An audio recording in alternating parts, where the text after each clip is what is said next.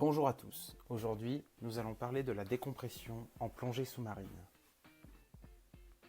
Mais qu'est-ce que la décompression? Pour mieux comprendre, nous devons d'abord nous intéresser à l'air que l'on respire. L'air est constitué d'oxygène à 20% et d'azote à 80%. Quand nous inspirons, l'oxygène est consommé par le corps qui produit en retour du gaz carbonique évacué dans les poumons puis rejeté lors de l'expiration.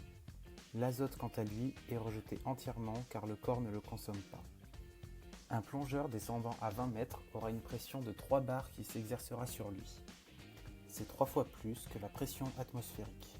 Ses poumons contiennent donc 3 fois plus d'azote que d'habitude, dont une certaine quantité va se dissoudre dans le sang.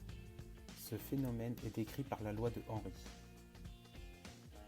La loi de Henry formule qu'à température constante et à saturation, la quantité de gaz dissoute dans un liquide est proportionnelle à la pression qu'exerce ce gaz sur le liquide.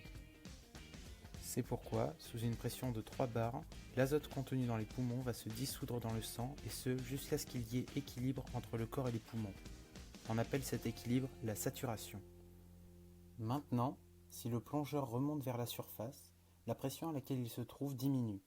L'azote dissous dans le corps va donc être soumis à la même pression et on observera un déséquilibre entre la quantité d'azote souhaitable dans le corps et la quantité réelle à la suite de la plongée.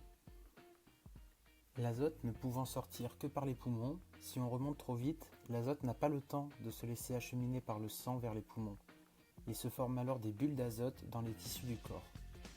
Si la remontée est trop rapide, une bulle peut bloquer la circulation du sang ou bien se bloquer dans un nerf. Dans ce cas-là, on parle d'un accident de décompression et les conséquences peuvent être extrêmement graves. La procédure de remontée impose donc une vitesse maximum. Elle est de 10 mètres par minute afin que les poumons aient le temps d'expulser toutes les bulles d'azote. Si on a accumulé beaucoup d'azote pendant la plongée, il faudra marquer une ou plusieurs pauses pendant la remontée. On appelle ces pauses des paliers de décompression. Le nombre, la profondeur et la durée de ces paliers est déterminé grâce à des tables de plongée déjà calculées. L'emploi de ces tables est enseigné dans tous les clubs de plongée, afin de pratiquer en toute sécurité.